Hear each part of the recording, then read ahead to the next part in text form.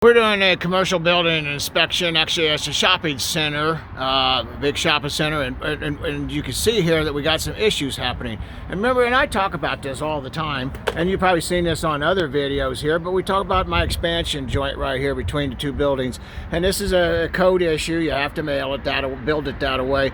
But what happens is, if you can see that as we go up and down through here and try to expand that, you can see that when my expansion caulking, actually a grout they call it, starts to shrink and dry up, then water gets into it. Then it comes down here, and you can see it's already destroying this right in here, and you can even see it starting to come down through here. So if this isn't corrected fairly quick, they're going to have a whole lot of bad and cracked cinder block. Anyway, folks, I talk about this all the time, and I hope that the commercial builders, they see this, buyers, they see this video, and they help themselves. Hey, if you like what you're watching, hit like and subscribe. I would really appreciate it. Share with your friends, and maybe other people could be helped by these videos that we're doing, besides yourself, and we all work together. Thank you, folks.